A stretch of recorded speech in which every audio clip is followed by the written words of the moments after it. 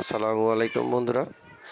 আজকে আমি আমার পুরো পরিবার সহ এসেছিলাম ঢাকা শ্যামলী শিশু পার্কে। তো আজকে আমি এই ভিডিওর মাধ্যমে এই শ্যামলী শিশু পার্ক সম্পর্কে আপনাদেরকে কিছুটা ধারণা দেবার চেষ্টা করব। প্রথমে জেনে নিই এই পার্কের প্রবেশ মূল্য কত।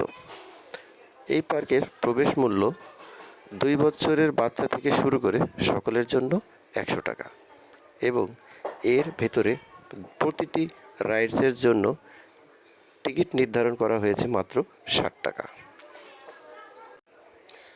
এত অল্প খরচে বাংলাদেশে আর কোথাও এই ধরনের ফ্যামিলি বিনোদন কেন্দ্র আর আছে কি না সেটা আমার জানা নেই।